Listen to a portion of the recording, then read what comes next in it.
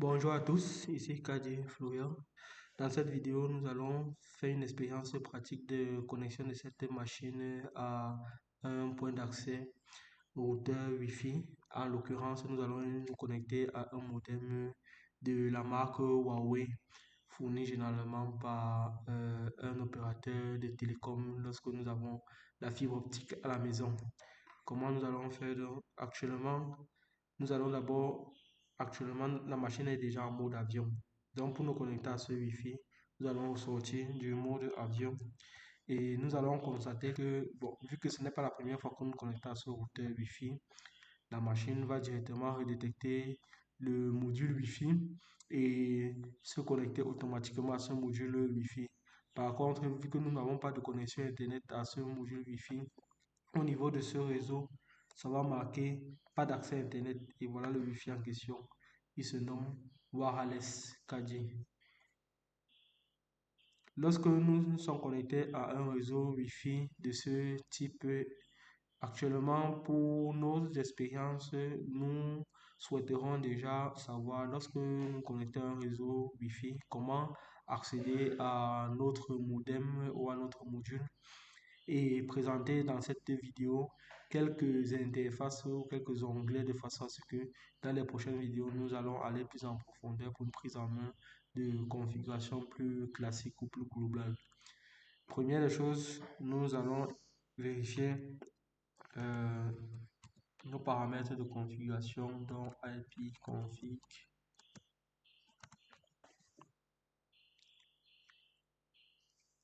L'interface de configuration de notre carte est, vous voyez, carte Wi-Fi réseau sans fil. Nous avons 192.168.100.8 et l'adresse de passerelle par défaut c'est 192.168.100.1. Si on tape, comme nous avons fait un test dans la table ARP pour vérifier actuellement notre table ARP, nous voyons effectivement que nous avons 192.168.100.1 qui correspond normalement à notre gateway. Et c'est ce qui est marqué ici, passerelle par défaut. Les autres interfaces statiques sont souvent les interfaces qui sont données à la machine lorsqu'elle n'est pas connectée à un réseau. Par exemple, l'adresse de loopback qui correspond souvent à 127.0.0.1. Bon, nous allons peut-être pouvoir vérifier ça dans d'autres vidéos. Mais si nous faisons un ping par exemple sur cette adresse de loopback, parce que c'est bien ceci, voyons que nous avons un temps de réponse inférieur à 1 seconde. Parce que c'est une adresse qui est locale à notre machine. Et si nous revenons maintenant sur la table ARP, nous avons toujours les mêmes informations. OK. À partir de l'adresse IP que nous venons d'obtenir, nous allons donc maintenant nous rendre dans un navigateur pour accéder à l'interface web de notre routeur Wi-Fi. En passant, nous allons profiter de ce test pour pouvoir déjà s'initier à quelques tests par Wireshark que nous avons présenté dans la première vidéo introductrice de cette playlist. Bon, tant que le logiciel se charge, nous pouvons déjà partir sur Wi-Fi et ouvrir l'onglet Wi-Fi. Et il y aura beaucoup de protocoles qui seront disponibles là. Tout ce que je voudrais que vous remarquez, vous allez vous rendre compte qu'au niveau de ICMP, nous avons fait un filtre. Désolé pour que ça soit un peu plus explicite. Nous allons faire un filtre sur les protocoles ICMP. Nous allons valider. Bon, nous allons d'abord arrêter le scan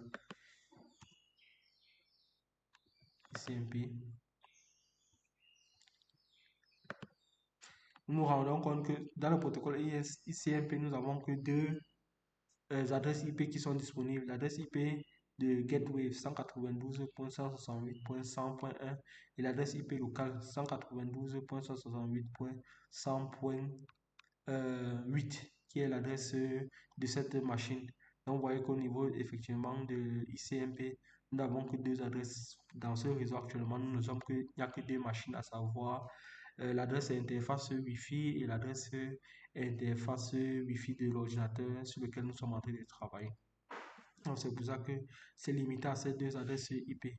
Mais dans d'autres tests, nous allons pouvoir afficher d'autres adresses IP et expliquer au fur et à mesure comment tous ces adresses IP se remplissent dans la table, soit RIP, soit dans la table de routage de notre machine.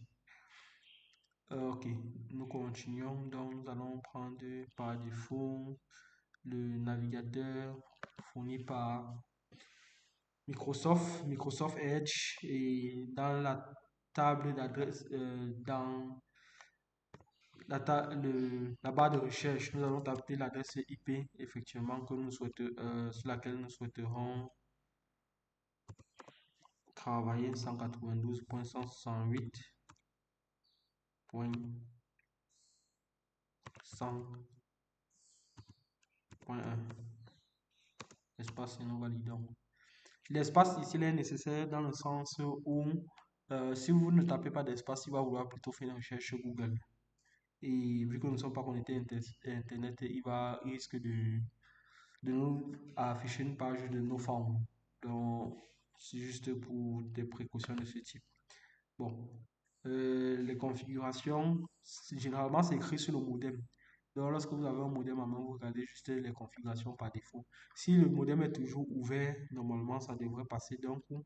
Mais si le modem n'est plus ouvert, ces configurations, vous devez demander les configurations administrateurs qui est fourni généralement par l'administrateur de votre réseau. Donc, ici, on a route et le mot de passe est généralement aussi route ou admin. Bon, lorsque nous nous connectons à l'interface, nous regardons donc effectivement au niveau de Internet, nous avons une croix rouge pour dire que la connexion Internet n'est pas connectée. Mais si nous regardons au niveau de device, nous allons nous rendre compte qu'au niveau de device, il va nous afficher effectivement notre machine. Bon, une fois que c'est le cas, nous avons One Click Diagnostic. Bon, le One Click Diagnostic, c'est quand vous avez un problème de connexion Internet, vous pouvez faire une certaine... le routeur lui-même peut faire un test pour savoir à quel niveau il y a un problème. Bon, Information System, nous aurons plusieurs champs à ce niveau. Et là, je présente juste de manière sommaire parce que nous aurons l'occasion de aller plus en profondeur en fonction, aller plus en profondeur en fonction des expériences que nous allons faire. Donc, nous avons le W1, bon, nous avons le WAN, nous avons Optical. Le WAN sera vide parce qu'effectivement, j'ai dit, nous ne sommes pas connectés à Internet. Donc, ces informations sont vides. Optical, pareil, parce que le module de fibre optique n'est pas connecté. Service Providing, non plus, parce que nous ne sommes pas connectés à un OLT. VoIP, vide, parce que nous n'avons pas connecté de téléphone dessus. Et nous n'avons pas donc plus reçu des services de VoIP. Ethernet vide parce qu'aucune machine n'est connectée sur une interface physique de notre routeur. WLAN, là on a l'adresse ou le SSID de broadcast parce que rappelez-vous quand nous avons voulu nous connecter, voilà ce qui était marqué wireless KD et voilà cette information à ce niveau. Bon. Home network, ça c'est les informations de notre machine ou de la machine, du point d'accès, et il peut nous afficher les informations de tous les équipements qui sont connectés actuellement au réseau local. Cloud Platform, vide aussi parce qu'on a dit nous ne sommes pas connectés. Bon, ici là, pour d'autres types d'informations, nous avons le LAN pour la connexion.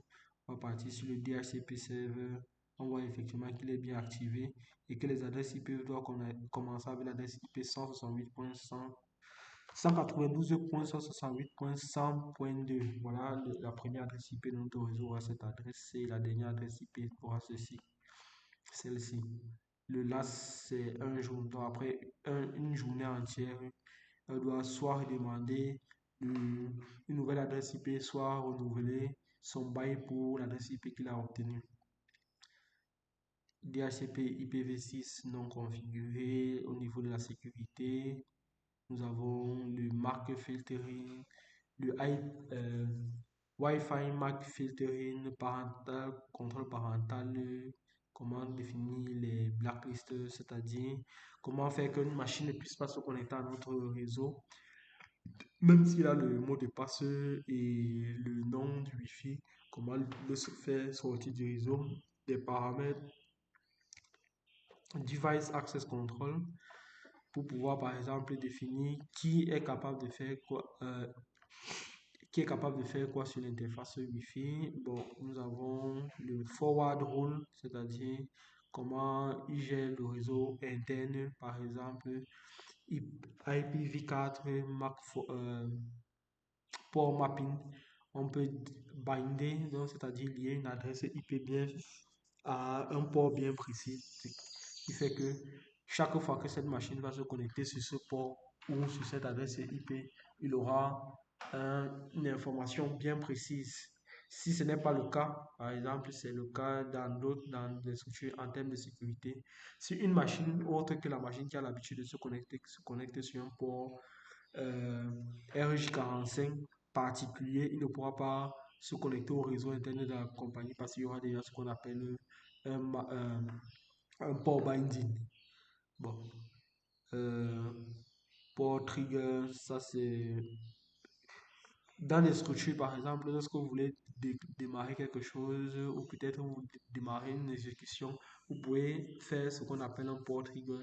C'est-à-dire que lorsque ce port est connecté ou ce port est déclenché, il va déclencher un autre événement dans le système. Et il va peut-être ouvrir un port particulier pour pouvoir faire une requête, ainsi de suite.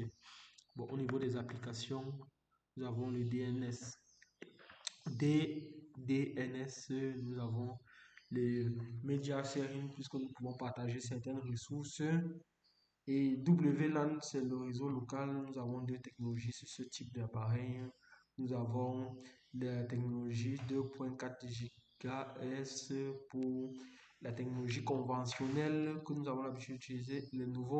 La nouvelle technologie 5 GHz qui est une nouvelle bande de fréquence sur lesquels beaucoup d'ordinateurs de nos jours vont commencer à travailler puisque la 2.4 GHz commence à être saturée. Nous avons euh, Wi-Fi coverage donc pour définir peut-être le range, augmenter peut-être la portée du Wi-Fi, réduire la portée du Wi-Fi en fonction de ce que nous voulons faire. System management, donc pour pouvoir par exemple gérer les authentifications directement au niveau de notre point d'accès. Nous avons maintenance diagnostic pour pouvoir faire certains types de tests, par exemple vérifier les users log qui se connectent à tel moment, faire de la maintenance et ainsi de suite. Bon, Bendel, euh, à ce niveau, j'ai pas plus d'informations que ça pour cette première vidéo. Peut-être dans l'avenir, nous aurons l'occasion d'y retourner et comprendre comment est utilisé. Donc, sur ce, je pense que nous avons fait le tour. Nous allons juste revenir sur le homepage et le gros avantage avec cette interface en particulier, c'est que vous pouvez cliquer directement sur un élément pour pouvoir voir les configurations qui étaient faites. Par exemple, je viens de cliquer sur Wi-Fi Configuration. Effectivement, il me donne directement les configurations qui étaient faites sur le Wi-Fi en termes de la bande de fréquence de 2.4 G. La bande de fréquence 2.5 G, vous avez vu qu'elle est effectivement désactivée. Donc, si on fait une recherche à ce niveau, on peut avoir cette bande de fréquence. Ok, sur ce, je pense que nous avons fait le tour, au moins c'est pour une première vidéo concernant les différents onglets ou les différents outils qui sont disponibles et configurables sur notre modem Wi-Fi disponible à la maison, généralement pour ceux qui ont la fibre optique et même pour les entreprises. Et dans d'autres vidéos, nous verrons un peu comment cela fonctionne et pour une meilleure prise en main pour surtout les administrateurs système et mieux comprendre comment gérer votre infrastructure locale. Sur ce, je vous remercie et à une prochaine